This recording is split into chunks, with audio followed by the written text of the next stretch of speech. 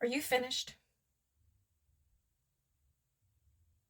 Are you finished? Good, good.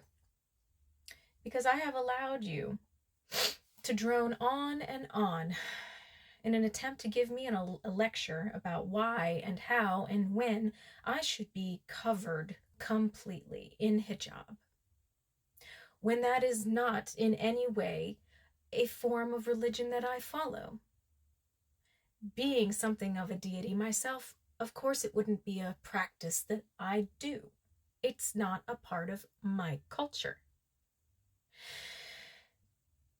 And here's the thing,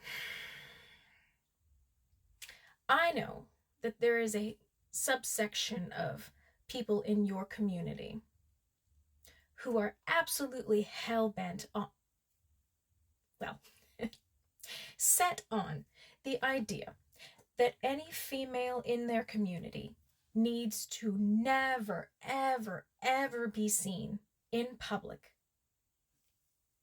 like this, for example, under any circumstances. And do you want to know what the fundamental problem with that kind of thinking is? Is when you have taken the idea of hijab that was supposed to be a personal practice and you have made it a militant expectation.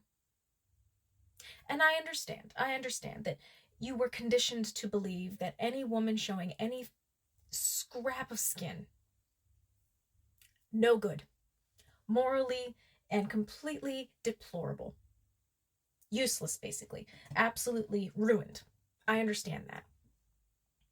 And so this issue of the women in your community now, in your country, standing up and ripping off their hijabs in public, waving them around, burning them, throwing them on the ground, I can see how that would be absolutely shocking to you and full of outrage for you. I understand that. But what you need to understand is that with the idea of hijab being a personal choice as part of one's religious practice, you, in your little morality police club, overstepped your boundaries when you went out and forced women to wear hijab, when they maybe didn't necessarily feel that that was part of something that they needed to do in their worship of Allah.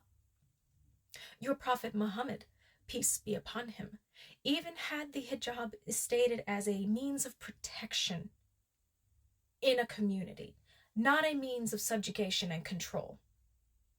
So the fact that you have decided, as a very tiny subsection of your culture, that women must at all times be completely covered, even when your own prophet, peace be upon him, never said such a thing, lends one to think that maybe you're trying to put yourself in a position of authority above your prophet Muhammad, peace be upon him. And I feel like that's probably not what you were trying to go for. All right, well, that's good. That's good, because that's not your place. That's not your place. So I think what would be good for you in this situation is to not sit here and tell me why I need to be in hijab. I think what you need to do is really go back and reflect upon the teachings of your great prophet, peace be upon him, and really listen to what the message was trying to convey.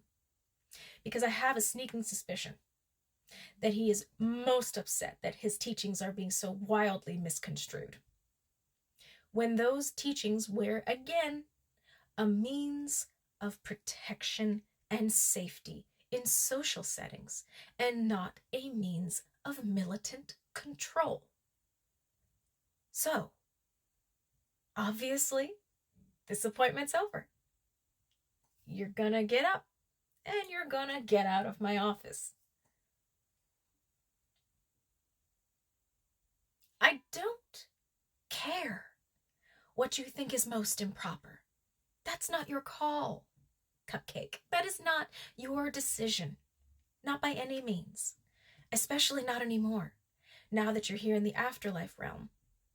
in the infernal department, and you don't have any of your little morality police buddies to back you up anymore.